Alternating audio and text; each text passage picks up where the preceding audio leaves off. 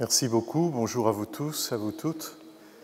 Je suis heureux d'être avec vous, de me retrouver avec vous et Louis et Zélie Martin, avec lesquels vous avez déjà célébré l'Eucharistie tout à l'heure. Et nous allons partir à la découverte de leur vie un peu plus, puisqu'ils vous ont gratifié de leur prière dans l'Eucharistie. Nous allons nous laisser introduire dans leur vie. Et il m'est agréable, très doux, ayant fait la connaissance de votre petite fille, Aude, à l'instant, de parler devant vous, et devant certainement la plus jeune, devant lesquelles je n'ai jamais parlé, puisqu'elle a 1 mois et demi, c'est ça. Donc, heureux que ce signe-là nous soit donné aussi, puisque nous partons à la découverte de la vie de famille de Louis et de Zélie Martin.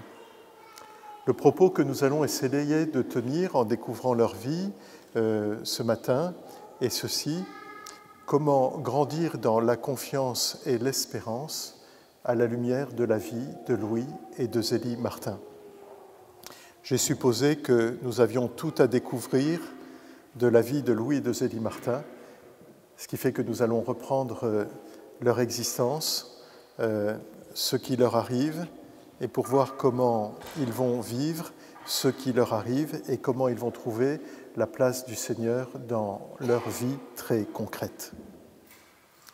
Lorsque nous lisons les manuscrits de Thérèse, c'est dans le manuscrit A, au tout début des manuscrits, Thérèse dit ceci en écrivant à sa sœur Pauline, qui est mère Agnès au Carmel, qui lui a demandé d'écrire l'histoire de leur famille, puisque Thérèse est douée pour raconter des histoires, trousser la vie de leur famille, des petits poèmes, ou de réjouir, recréer à travers des pièces de théâtre toute la communauté. Donc Pauline, mère Agnès, a demandé à Thérèse d'écrire, et elle lui dit ceci: « Nous avons le bonheur d'appartenir aux parents sans égaux qui nous ont entourés des mêmes soins et des mêmes tendresses. » Mais pour en arriver là, et c'est moi qui le rajoute, le chemin a été long. Voyons d'abord quel est l'enracinement familial, si vous le voulez bien, de Louis et de Zélie. Le grand-père de Thérèse, donc le capitaine Martin, parce que le papa de Louis était militaire, quand vous imaginez un capitaine de l'armée qui fait la guerre à ce moment-là, parce que quand Louis va naître, c'est la guerre d'Espagne, donc son papa n'est même pas là au moment de la naissance de Louis. Il est parti pour la campagne d'Espagne. Quand son papa est à genoux, et longuement à genoux, les gens se demandent comment se fait-il qu'un militaire qui normalement est droit dans ses bottes est à genoux comme ça. Il répond sans ambages comme ferait un militaire: « Dites-leur que c'est parce que je crois. » Point barre. Louis est d'une famille où l'on prie, où l'on met Dieu à la première place. Louis sera habitué à voyager au gré des changements de garnison de son papa. Quant à Zélie, elle est aussi dans une famille très pieuse, elle aussi, mais elle ne bouge pas. Elle est dans la campagne autour d'Alençon, où ils vont habiter prochainement, et elle sera pieuse avec sa famille à cet endroit-là.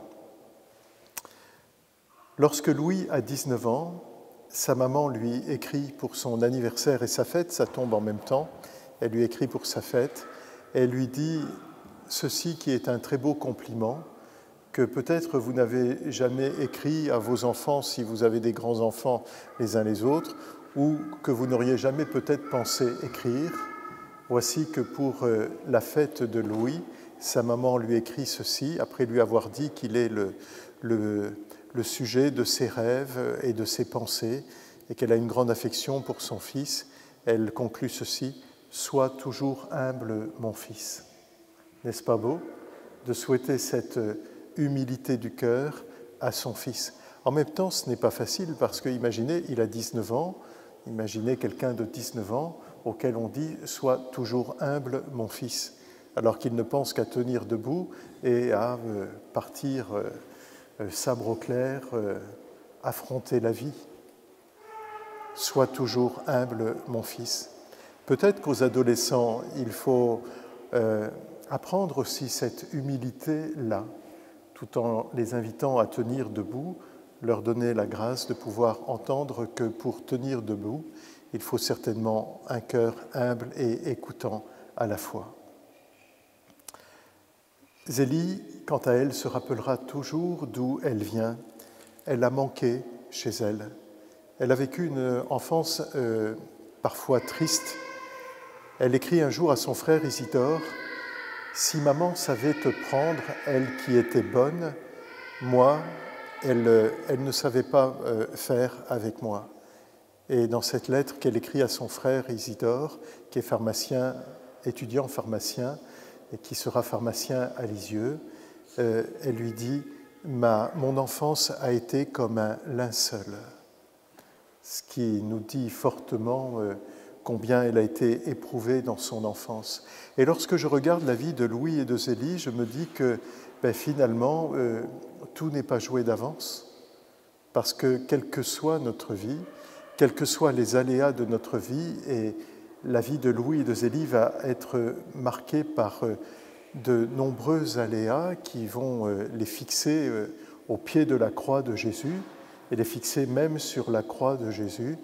Ils sauront toujours tirer le meilleur des épreuves qui seront les leurs. Ils comprendront que même au pied de la croix, Jésus ne leur manque pas.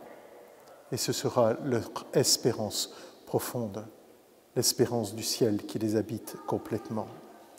Et je me dis en regardant la vie de Louis et de Zélie que finalement, rien n'est joué d'avance et que tout est ouvert pour chacune de nos vies, et peut-être plus particulièrement lorsque nous pensons que tout est perdu.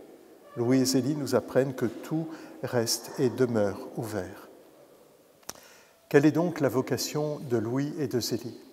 Il me semble qu'ils ressemblent aux jeunes qui se pressent vers les Journées mondiales de la jeunesse. Il y a plusieurs années que je pense à ça.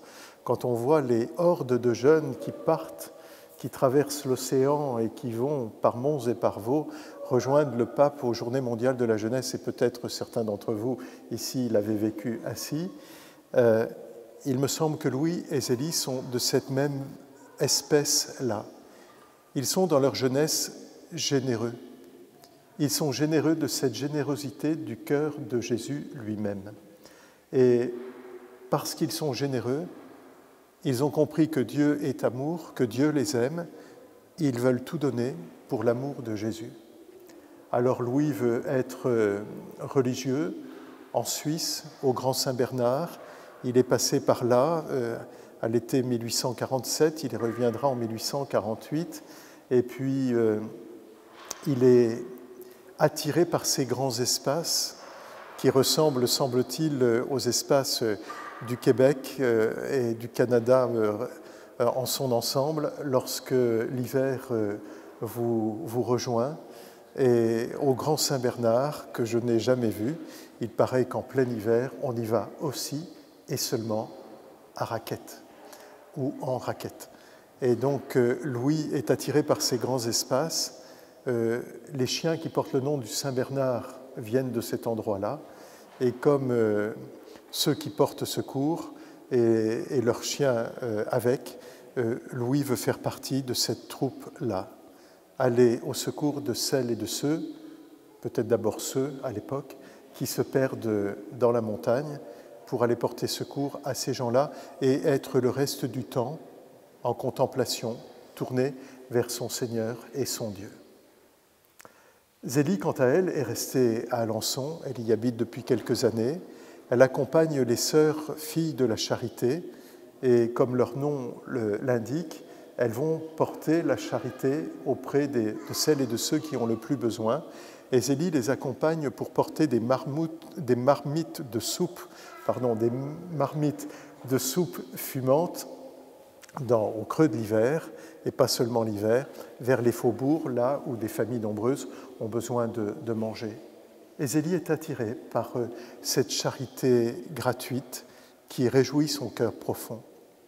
Ils nous apprennent, Louis et Zélie, que lorsque nous sommes capables d'ouvrir notre cœur et d'être de cette même veine-là, dans la grâce de la charité, d'aider notre prochain, de faire plaisir. Thérèse nous dira qu'elle veut faire plaisir. Et moi, j'avais une maman qui nous regarde depuis le ciel, qui aimait faire plaisir. Et souvent, je me suis dit, finalement, c'est comme Sainte Thérèse. Elle connaissait aussi Thérèse et elle s'est dit que certainement c'était comme Thérèse. Faire plaisir, donner son cœur rempli d'amour pour faire plaisir à l'autre qui a besoin et qui peut-être n'attend pas le plaisir qu'on va lui faire. Ça, c'est Louis et Zélie et c'est à portée de main pour nous autres, n'est-ce pas? Faire plaisir. Et Zélie va vouloir rentrer et devenir religieuse, donc un jour elle va avec sa maman, elle frappe à la porte où elle sonne, elle tire la sonnette du monastère, du couvent, des filles de la charité, et Mère Célier, c'est son nom de famille, qui est là, dit sans embâge, à la demande de Zélie, épaulée par sa maman, « Non, vous n'avez pas la vocation. » Point barre, rien de plus, rien de moins. Demi-tour droite, en avant, marche, et Zélie et sa maman se retrouvent sur le trottoir. Et sur le trottoir, Zélie a cette belle expression, elle dit « Bien Seigneur, puisque je ne peux être votre épouse comme ma sœur, sa sœur vient de rentrer au couvent comme visitandine au Mans, eh bien permettez que j'entre dans la grâce du mariage, dans l'état du mariage, que je me marie, que j'ai de nombreux enfants et qu'ils vous soient tous consacrés. » Est-ce que vous remarquez la puissance d'intercession de Zélie? Et tout à l'heure, pendant la messe, j'imagine que vous êtes confié à la prière de Louis et de Zélie, et vous le ferez encore tout à l'heure. Vous pouvez compter sur leur puissance d'intercession. Aujourd'hui, puisqu'ils sont canonisés ensemble, on les prie ensemble, et la puissance d'intercession de Zélie est aussi celle de Louis. Alors n'hésitez pas, confiez-vous, demandez l'impossible, et recevez-vous de Jésus lui-même par leur intercession. Lorsqu'elle est sur le trottoir, Zélie ne sait pas ce qu'elle demande. Elle ne sait pas que sa puissance d'intercession est immense. Elle va se marier. Avec Louis, ils vont avoir 9 enfants et ils vont être tous consacrés au Seigneur. 4 en bas âge vont mourir trop tôt, d'un point de vue humain. Ils vont partir pour le ciel. Ce sera une déchirure profonde pour le cœur de Louis et de Zélie, comme papa et comme maman. Ils vont pleurer longtemps, leurs enfants. Zélie va écrire des choses pour dire que c'est une douleur qu'on ne peut jamais oublier. Et puis ils auront 5 filles religieuses, 4 au Carmel et Léonie comme visitandine. Voilà la puissance d'intercession de Zélie. Alors leur vocation est d'abord contrariée, puisqu'ils ont voulu être religieux, ils ne vont pas l'être. Leur vocation va être arrangée, mais elle ne va pas pouvoir être arrangée. C'est dans le temps où la maman de Louis, qui s'inquiète pour son fils qui a 35 ans, se dit « Mon fils n'est pas marié, il faudrait bien que les choses changent. » Alors elle s'inquiète comme bon nombre de mamans, j'imagine, et comme bon nombre de mamans, elle va vouloir jouer les entremetteuses. Voilà. Souvent, les mamans pensent qu'elles sont indispensables sur cette question-là. Eh bien, Zélie vous apprend, si vous étiez tenté ou vous seriez tenté un jour, pour les plus jeunes d'entre vous, que ce n'est pas la peine de vous occuper de cette question-là. Soyez détendus sur la question, mesdames, parce que le Seigneur nous montre qu'avec Madame Fanny Martin, les choses vont se passer autrement. Vous imaginez le cours de dentelle où elle va, il y a une jeune fille bien sous tout rapport là-bas qui non seulement est douée pour l'exercice de la fabrication de la dentelle, mais elle est tellement bien qu'elle pourrait convenir à Louis. Alors elle rentre à la maison, maman Fanny, et elle en parle à Louis, qui fait la sourde oreille et qui n'entend pas aux grandes dames de sa maman. Et c'est sans compter avec la providence, parce que non seulement cette vocation arrangée ne va pas pouvoir exister, mais voici que la vocation va être révélée. On passe d'une vocation contrariée à une vocation arrangée, qui ne peut l'être, et à une vocation révélée. Et ils se rencontrent, comme vous l'avez vu peut-être sur le reliquaire, sur le pont de la Sarthe, le pont Saint-Léonard, et coule la Sarthe en dessous, et à Alençon. Et alors, comme dans un film, Louis avance par un bout du pont, 1,76 m à l'époque, c'est déjà très grand. Vous mettez un haut de forme par-dessus, son pommeau, sa redingote, sa canne à pommeau. Vous imaginez la stature de Louis. Zélie ne peut pas rester insensible. Elle est à l'autre bout du pont, et comme elle a fait profession d'être dentelière, elle est forcément bien mise, pour employer un langage 19e siècle. Je ne sais pas si c'est dans votre langage ici, mais en tout cas, vous avez compris, elle s'avance sur le pont et ils vont s'apercevoir l'un l'autre, ils vont se reconnaître et se retenir. Ils vont d'ailleurs d'autant plus s'apercevoir que Zélie entend une petite voix fort et claire en elle, comme vous m'entendez là, mais ça se passe à l'intérieur, qui lui dit « C'est celui-là que j'ai préparé pour toi ». Je ne sais pas comment les uns et les autres vous vous êtes rencontrés, mais normalement, ça n'a pas dû se passer comme ça. Il n'y a pas de voix intérieure, normalement, qui vous ait dit voilà, c'est celui-là ou celle-là que je t'ai préparé pour toi. Ça ne se passe pas comme ça. Et si ça ne se passe pas comme ça, c'est normal. Voilà. L'extraordinaire, c'est chez Zélie, et il ne faut pas forcément le rechercher. Si ça doit venir, ça doit venir. Et Zélie va être gratifiée à plusieurs reprises dans son existence de paroles comme ça qui lui sont dites, comme lorsqu'elle va faire du point d'Alençon, un 8 décembre, le 8 décembre 1851, le jour de la fête de la Vierge, Immaculée Conception, il lui est dit ceci, fais faire du point d'Alençon. Ça aide pour trouver son métier, n'est-ce pas? Mais bien souvent, nous suons sang et eau pour trouver ce que nous allons faire, et il n'y a pas forcément de voix intérieure qui nous indique ce qu'il faut faire. Et donc ils vont se retenir, ils s'aperçoivent, nous sommes au printemps, et ils vont se marier très vite, 3 mois après. Nous sommes le 12 juillet 1858, et ils se marient à la mairie à 22h, et ils se marient à minuit, ensuite à l'église. À minuit, quelle drôle d'idée. En France, à l'époque, c'est l'habitude. C'est l'heure des pauvres qui se marient à cette heure-là. Louis et Zélie, en plus, et toutes les raisons sont valables, aussi bonnes les unes que les autres, Louis et Zélie veulent être à Dieu seul, et donc ils ne s'encombrent pas d'une fête dithyrambique. Il y a eu, avant 22h, un repas où il y avait une trentaine de personnes, ce qui est déjà bien, surtout très bien à l'époque.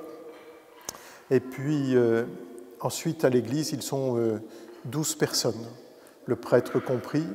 Voilà, on a les signatures sur le registre. Il n'y a pas plus de 12 personnes au mariage, 8-12 personnes. Ils veulent être à Jésus seul, et aussi, pour leur mariage, ils veulent recevoir l'Eucharistie, ils veulent communier. Et à l'époque, ce n'est pas fréquent du tout. Vous voyez la liberté d'engagement qui est celle de Louis et de Zélie, qui, pour leur mariage, veulent fonder leur union sur Jésus-Christ lui-même.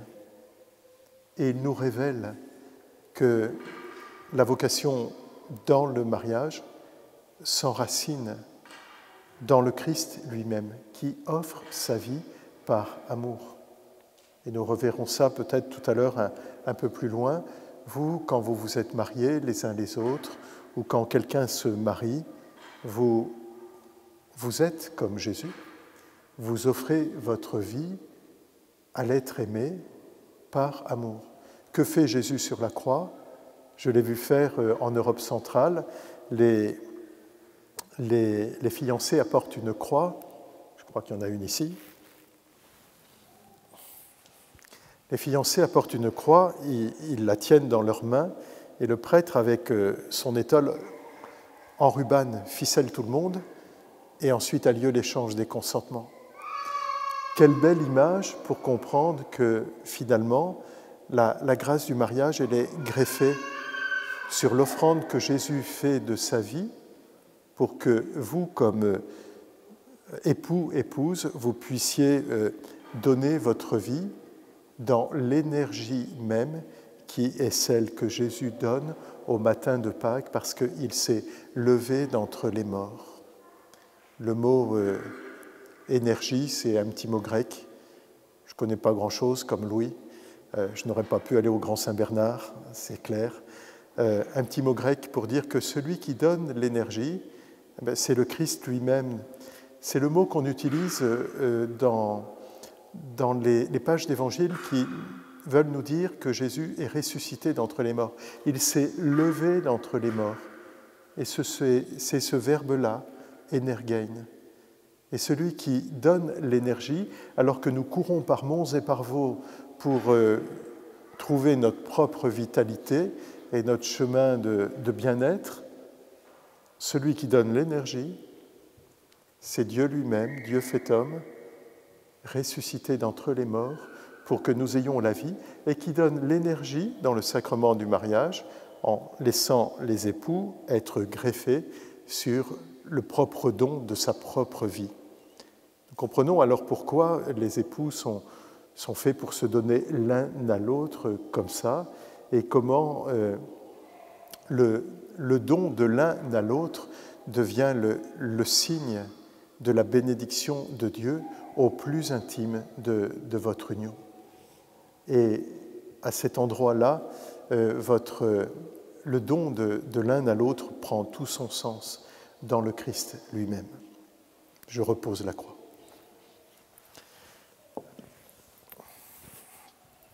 Alors donc, ils vont se marier, Louis et Zélie, et ils vont avoir pour eux la grâce du sacrement de mariage, et Louis va faire un cadeau à Zélie. Il lui offre une médaille en argent, une petite médaille, qui est frappée des figures de Tobie et de Sarah, comme dans le livre de Tobie que présentement nous lisons en ce moment à la messe.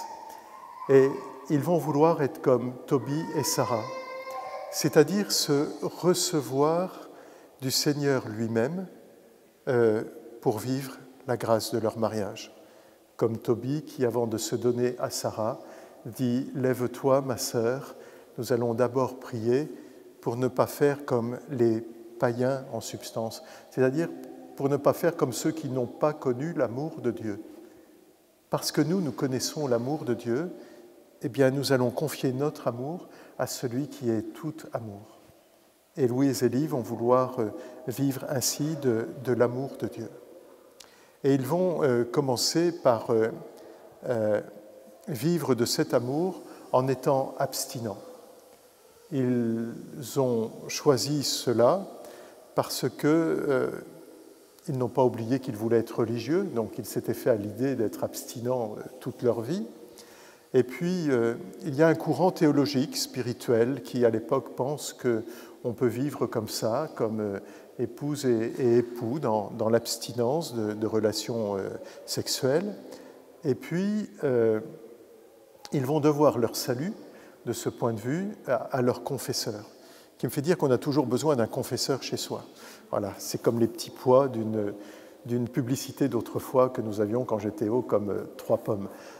Voilà, on a toujours besoin de petits pois chez soi. Eh bien, on a toujours besoin d'un confesseur chez soi, parce que c'est leur confesseur qui va débloquer la situation en leur disant « Mais peut-être que le Seigneur vous invite à vivre autrement votre relation, et peut-être que vous pourriez envisager de consommer votre mariage pour vivre la fécondité de votre mariage aussi dans l'accueil des enfants que le Seigneur voudra bien vous donner. » Et quand ils vont avoir leurs enfants, alors ils vont se faire à cette idée-là, et Zélie va être complètement épanouie, elle va dire « Ah, les enfants, j'étais faite pour en avoir ».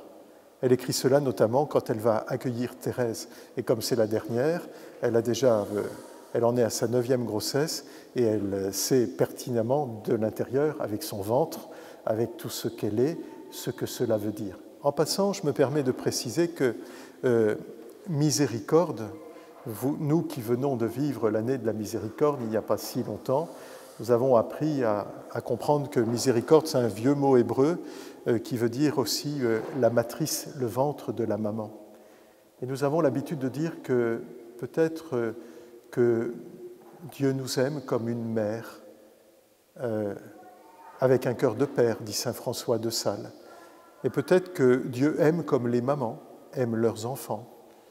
Ou peut-être parce que Dieu précède les mamans, et ça ne retire rien à vous, les mamans. Voici que peut-être que les mamans aiment comme Dieu nous aime.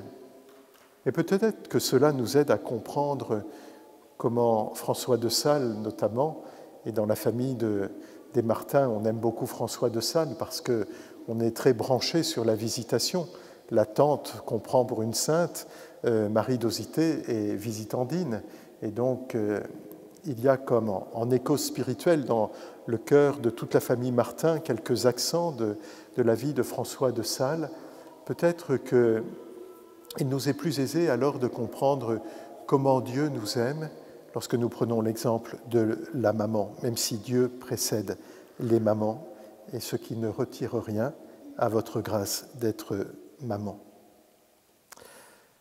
Ils vont donc se donner l'un à l'autre et cela va être un beau moment pour eux. Ils vont aimer devenir parents, accueillir chacun de leurs enfants. Ils vont les pleurer quand ils vont les perdre. Ils vont aussi les élever. Et Zélie va dire quelque chose de très beau qu'elle écrit à Pauline, sa deuxième fille, lorsque celle-ci est en pension. Elle lui écrit le 4 mars 1877, quelques mois avant de mourir, puisqu'elle va mourir au mois d'août. Elle lui dit ceci: « Mais quand nous avons eu nos enfants, nos idées ont un peu changé.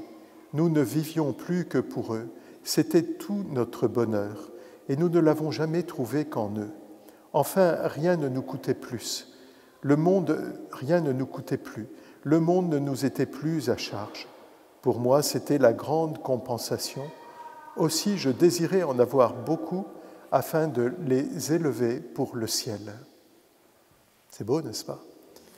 Et Louis et Zélie nous apprennent à travers les joies de leur existence, mais aussi à travers les peines de leur existence. Et ceci, quand Zélie va être malade, Zélie va être atteinte d'un cancer du sein, et ce cancer qu'on ne sait pas soigner à l'époque va emporter Zélie, comme vous le savez. Dans la joie comme dans la peine, Louis et Zélie regardent et apprennent à leur fille à regarder vers le ciel, à comprendre que si nous devons habiter cette vie présente, ici et maintenant, et prendre à bras-le-corps notre vie d'aujourd'hui, ici même, nous sommes faits aussi à travers cette vie présente qui est la nôtre, nous sommes faits pour le ciel. Si la grâce du baptême qui est nôtre, et il n'y a pas d'âge pour être baptisé, nous le disons souvent, nous baptisons à tout âge. Lorsque nous baptisons quelqu'un, nous inaugurons la vie éternelle dans la vie de la personne. Et si elle est éternelle, et nous l'inaugurons d'une façon royale, si elle est éternelle, c'est qu'elle ne finira jamais.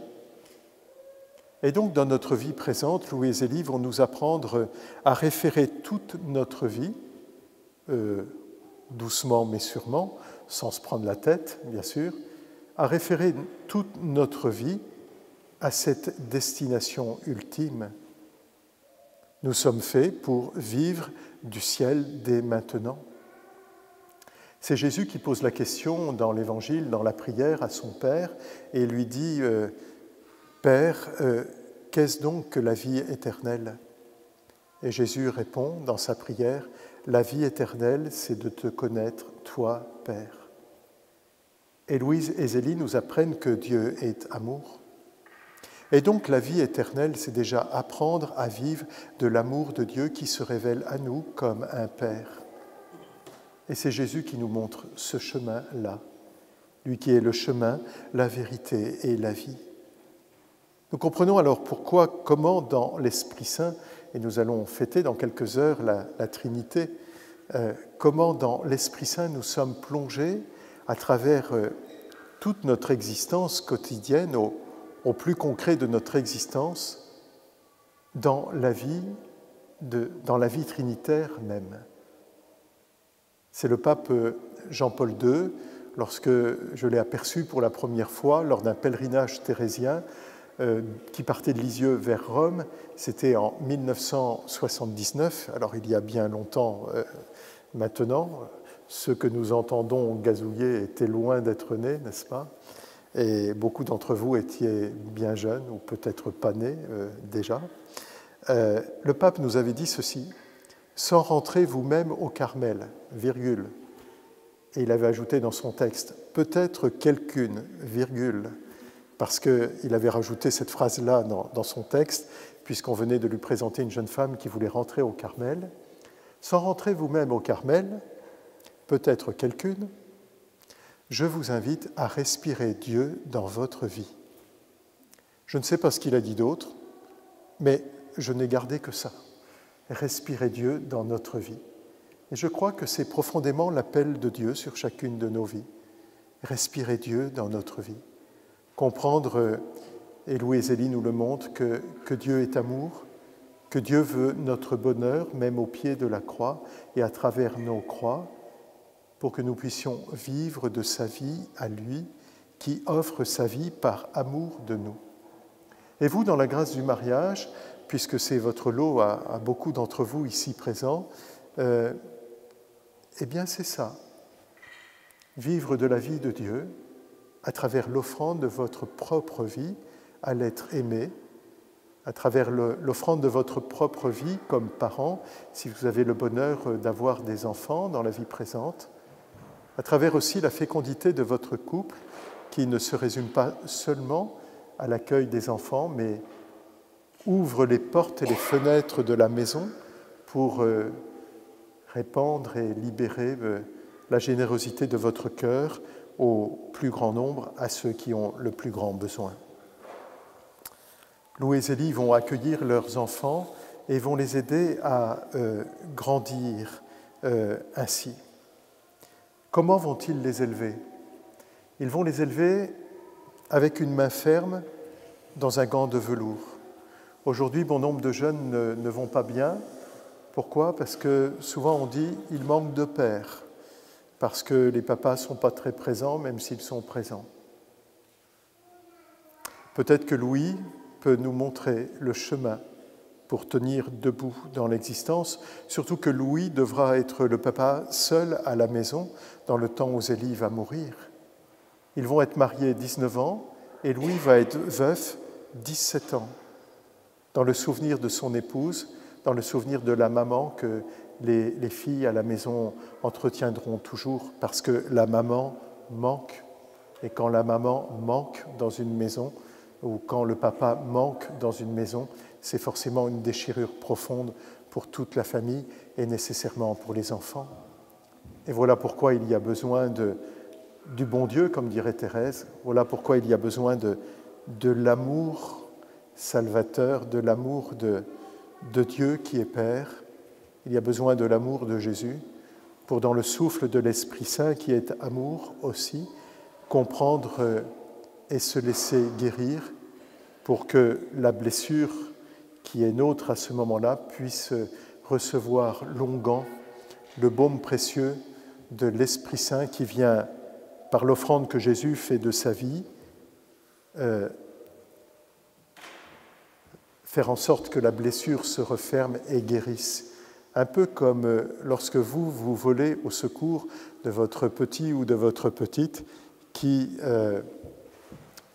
vient de tomber, par exemple, pleure toutes les larmes de son corps et vient se blottir dans vos bras pour que, au-delà de la blessure ou du bleu acquis, peut-être, qui n'en est qu'à ses premières rougeurs pour l'instant, vous puissiez guérir la blessure par le cœur, en les lovant, en employant cet anglicisme, si vous le permettez, en les lovant dans vos bras. Voilà ce que Louis et Zélie vont faire en les élevant avec une main ferme dans un gant de velours. Ils vont devoir, comme vous, concilier vie de travail et vie à la maison. La journée de Zélie commence à 5 heures du matin. À 5h30, ils sont à la messe. Il n'y a pas de réveil à Alençon. Les gens entendent la lourde porte et la cognée battre par ricochet sur la porte. Quand ils la claquent à 5 heures du matin pour aller à la messe de 5h30, ils se disent « Tiens, il est 5h30, les Martins vont à la messe ». Ce n'est pas une histoire inventée, c'est vrai. On a tout ça de consigné. Ils vont à la messe chaque matin pour se recevoir de Jésus dans l'Eucharistie. Ils communiquent jusqu'à 4 fois par semaine, ce qui est énorme à l'époque et à chacune des grandes fêtes. La vie de Zélie commence chaque jour à 5 heures du matin, elle ne s'achève jamais avant 23 heures. La vie de la maison, la vie de travail, le mari dont il faut s'occuper, ça n'a pas changé, n'est-ce pas? Voilà, même si Louis fait beaucoup de choses, et comme vous aussi, messieurs, certainement, n'est-ce pas? Voilà, une vie ordinaire de maison. La vie de travail, la vie des enfants qui réclament. Ils ont une employée de maison, à l'époque on dit la bonne. Alors la bonne, un jour ça va, un autre jour ça ne va pas. Et parfois Zélie écrit rien ne va, les enfants sont malades, mais la bonne est encore plus malade qu'eux et je dois aussi m'en occuper. Et finalement, c'est encore plus difficile que si elle n'était pas là. Voilà, voilà les affres de Zélie, qui sont les affres de vous autres, aujourd'hui, de nous autres, dans la vie ordinaire. Ça n'a pas changé, même si nous sommes en train d'avaler 2 siècles déjà, ou 1,5 en comptant un peu mieux. C'était seulement hier, et c'est aujourd'hui par le témoignage de leur vie. Ils vont se relayer l'un et l'autre pour s'occuper des enfants, lorsqu'il faut aller courir, chercher une nourrice en pleine nuit, lorsque Louis va partir en pèlerinage, réclamer la grâce de la santé pour tel ou tel qui est malade, Léonie notamment, mais pas seulement.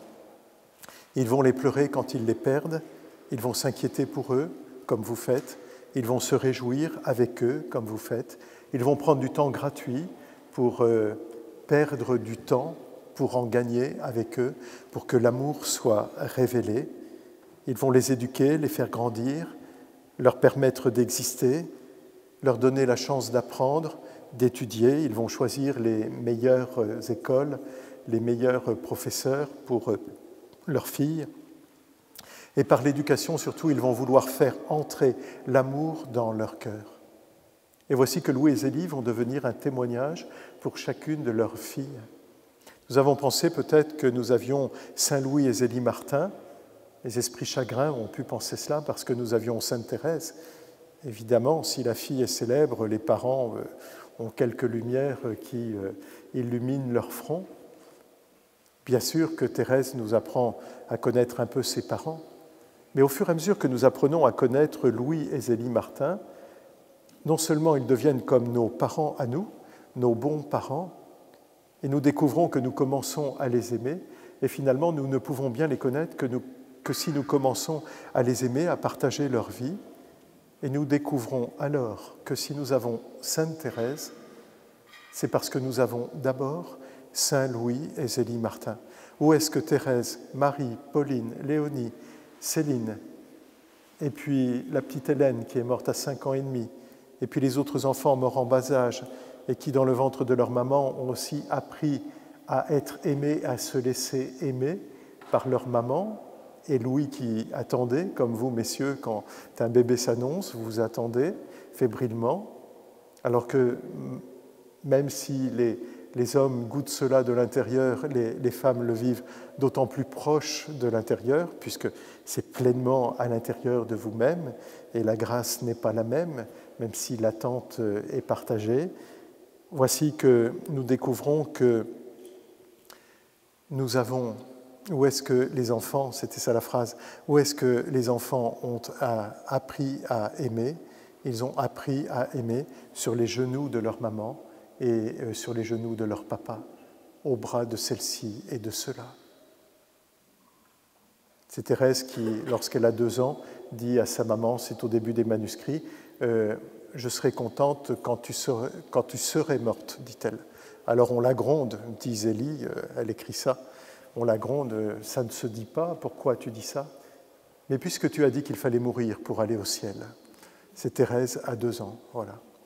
Quand sa maman va mourir, et ce qui nous montre qu'il faut prendre soin des petits lorsque quelqu'un meurt dans une maison, parce que les adultes ont toujours peur. Les adultes pensent qu'il faut cacher tout cela aux enfants, alors que les enfants, ils ont tout compris, même si on a tout caché. C'est toujours comme ça. Alors sans culpabiliser, laissons les enfants partager ce qui fait le moment ultime de l'existence de quelqu'un qui nous est cher. Thérèse se retrouve à un moment donné, elle dit ça au début de ses manuscrits, et je vous invite à relire aussi les manuscrits de Thérèse, en même temps que la correspondance familiale. Vous apprendrez à connaître Louis et Zélie, toutes les lettres de Zélie, et quelques-unes de Louis, qui n'a pas écrit beaucoup. Et puis on a perdu des lettres en cours de route parce que la bonne au buissonnet allumait le feu de la cheminée avec des lettres qu'elle avait trouvées. Il y avait besoin de papier, donc voilà, c'est parti en fumée.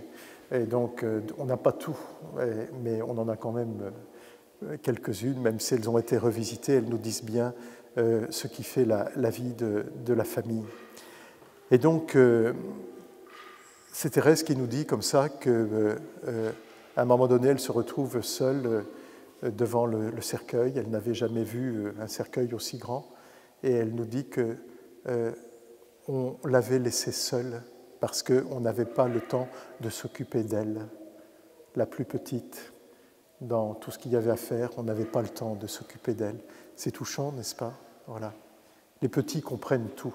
Et parfois, nous, les adultes, nous compliquons les affaires. Alors, pour cette affaire-là, comme pour d'autres, c'est nous qui compliquons les affaires. Et Louis et Zélie vont nous apprendre, et Thérèse aussi, à simplifier les affaires, même si Zélie sera quelqu'un d'un tempérament inquiet. Louis viendra la rassurer souvent. Louis et Zélie ne vont pas être propriétaires de leurs enfants. C'est important à se dire. Vous qui avez des petits-enfants ou des plus grands, vous veillez sur eux, vous vous dites qu'est-ce qu'elle pourra faire, que pourra-t-il faire plus tard, etc. Et puis vous vous inquiétez, voilà, pour les études, pour leur métier, pour ce qu'ils vont devenir, pour ce qu'ils seront, pour la foi qui sera la leur, etc. Voilà. C'est légitime de s'inquiéter, peut-être, mais Louis et Zélie nous apprennent que vous n'êtes pas propriétaire de vos enfants. Même s'ils ont eu le désir d'avoir un garçon pour qu'il soit prêtre, quand chacun de leurs deux garçons va mourir, ils vont se résigner. Et quand on demande à Zélie, qui est enceinte à nouveau, alors vous voulez un garçon pour remplacer le précédent, c'est ça que ça veut dire. C'est mal dit, mais c'est quand même ça que ça veut dire. Et Zélie va répondre, peu m'importe. Elle a compris, en l'offrant avec son ventre, qu'elle veut accueillir ce qui lui sera donné d'accueillir, peu importe qu'il s'agisse d'un garçon ou d'une fille. Et tant pis s'il n'y a pas de prêtre dans la famille. Elle ne le dit pas comme ça, mais c'est ça que ça veut dire.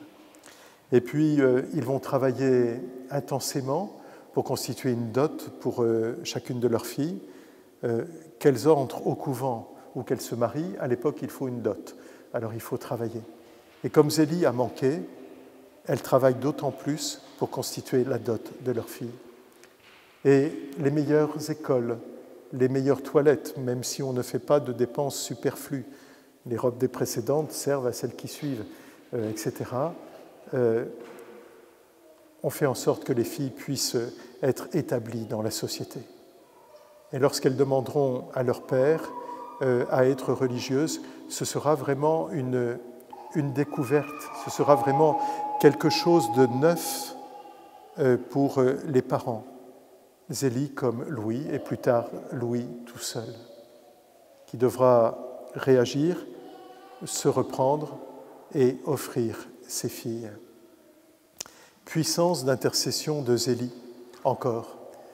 Lorsque Léonie dit, parce qu'elle entend Pauline dire qu'elle veut être religieuse, donc Thérèse dira « moi aussi je veux être religieuse » sans savoir ce que c'était, dit-elle, elle l'écrit.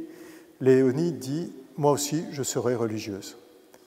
Et alors on pense que c'est une lubie, un amusement de Léonie. En tout cas, sa maman dit ceci, eh bien, si elle doit être religieuse, qu'elle ne soit pas une religieuse à moitié, qu'elle soit sainte. Aujourd'hui, le procès en béatification et canonisation de Léonie a été ouvert dès 2014. Voilà, les premiers instants datent de 2014, avant même la canonisation des parents, Louis et Zélie. Puissance d'intercession de Zélie. Voilà quelques accents de la façon dont Louis et Zélie vont s'occuper de leur fille. Alors, le temps avance et il faudrait pouvoir parler de la vie de charité de Louis et de Zélie. Ils vont avoir un cœur débordant. On va passer à gros traits, mais ils vont se dépenser, se mettre en quatre pour leurs prochains. Et ils vont aider les plus pauvres à Alençon. Puis quand Louis sera installé à Lisieux, ce sera la même chose. Chaque lundi au Buissonnet, c'est le jour où on reçoit les pauvres. Il y a tellement de pauvres à venir que Louis a prévu des heures d'ouverture, comme dans les magasins. Voilà. Sinon, c'est invivable. Mais regardez la pédagogie de Louis. Il vit cette charité avec les plus jeunes, Céline et Thérèse. Céline et Thérèse donnent des vivres à ceux qui ont besoin. Et avant que ceux-ci ne repartent, les bras chargés de ce que les plus jeunes filles viennent de leur offrir, voici que Louis demande aux pauvres qu'il vient d'aider de bénir ses enfants. Apprendre à donner et à recevoir. N'est-ce pas beau? Apprendre l'humilité du cœur aux filles pour ne pas qu'elles s'enorgueillissent. Ce qui fait un de nos malheurs souvent, et ça ne nous lâche jamais, même comme adultes, c'est l'orgueil qui nous ronge, qui nous mange. Il y avait une leçon à l'Office des lectures cette semaine qui disait que, je ne sais plus de qui elle est, un texte de l'Office des lectures qui disait dans la prière du bréviaire, au premier office de la journée, qui disait que parfois il y a des gens qui ne savent pas quoi dire en confession. Mon Père, je n'ai pas de péché. Voilà, je fais tout bien comme il faut, en résumé. Et la leçon qu'on entendait, que je lisais, que nous lisions à ce moment-là, disait ceci: eh bien, même si on pense qu'on est sans péché, il y en a un qui subsiste toujours, c'est l'orgueil. Penser qu'on peut se débrouiller seul, que tout tient dans notre main, alors que nous tenons dans la main de Dieu. Et la vie de Louis et Zélie nous apprend cela, nous tenons dans la main de Dieu. Rendre amour pour amour, comme dit Thérèse. Et Louis et Zélie vont le vivre au plus concret de leur existence. Aimer, faire plaisir. Où est-ce que Thérèse trouvera ce génie spirituel à nous dire au cœur de son message: aimer, c'est tout donner et se donner soi-même. Dans la vie cachée au Carmel, bien sûr, dans le cœur à cœur avec Jésus présent dans l'Eucharistie qu'elle adore. Le 9 juin, elle s'offre à l'amour miséricordieux. Elle vient avec ses sœurs, et c'était hier, de vivre plusieurs heures, je crois que c'est 24 ou 48 heures, je ne sais plus, de prière devant le Saint-Sacrement. Et Thérèse va être blessée de l'amour même de Jésus. Thérèse vit de l'amour de Jésus parce qu'elle l'a puisé dans l'Eucharistie, mais elle a appris toute petite à aimer, et à aimer concrètement en se donnant soi-même. Aimer, c'est tout donner, et se donner soi-même. Et Louis et Zélie vont apprendre à leurs filles à faire cela, à chacune de leurs filles à faire cela. Le temps avance, il faudrait parler aussi des épreuves, l'épreuve de la maladie, l'épreuve de la mort de Zélie, l'épreuve de la maladie de Louis qui va bouleverser les filles. Thérèse sera au Carmel. Le chemin de bonheur qui est le nôtre s'écrit toujours par la croix. Parfois, quand on est plus jeune, on pense que le chemin du bonheur, c'est une vie sans soucis. Or, nous savons bien que notre vie est faite de soucis. Nous avons forcément des soucis. Et pourquoi faudrait-il qu'il nous arrive moins qu'à Jésus lui-même? Est-ce que la vie de Jésus n'a pas été faite de soucis et d'un grand souci puisqu'il meurt sur la croix? Et c'est précisément ce chemin-là qui va être le chemin de notre salut. Et les épreuves de la famille de Louis et de Zélie vont aider et nous aider aussi. Moi, j'ai été marqué autrefois, quand j'étais petit, par le calendrier qui venait du Carmel. Et ayant grandi à Lisieux, il y avait chez mes grands-parents le calendrier qu'on égrenait feuille après feuille chaque jour. Et il y avait forcément la date, le saint du jour et toujours une maxime de Thérèse. Et un jour, je suis allé égrener moi-même la feuille, retirer la feuille, et c'était marqué ceci. C'est une phrase de Thérèse. « Les épreuves nous font regarder vers le ciel. » J'ai toujours gardé cette parole. Elle a été consolatrice, cette parole, dans mon cœur lorsqu'il était blessé. Et je pense que cette parole de Thérèse en a consolé plus d'un, plus d'une, et qu'elle est toujours consolatrice des personnes affligées, des cœurs affligés. Oui, les épreuves nous font regarder vers le ciel. Et si nous avions encore le temps, nous pourrions rester longtemps à parler des épreuves de Louis et de Zélie pour montrer comment ils ont su les dépasser en se laissant tourner vers le ciel. L'Angélus nous rattrape, n'est-ce pas? Alors je pense qu'on va arrêter là. Peut-être dire tout simplement que c'est une chance qui nous est offerte dans la vie de l'Église que d'avoir Louis et Zélie Martin. Ils nous font comprendre quel est l'appel universel à la sainteté. Ce que le Concile Vatican II nous a dit dans des textes peut-être hauts comme ça, Louis et Zélie nous apprennent à le vivre au plus concret de notre existence, dans chacun de vos couples, dans chacune de nos familles, et nous sommes tous d'une famille, nous ne sommes pas nés de la pluie et du vent, nous nous enracinons tous dans une famille, et il nous est fait aussi, il vous est fait aujourd'hui la grâce d'accueillir le message des saints Louis et Zélie Martin par la pérégrination de leurs reliques ici au Québec.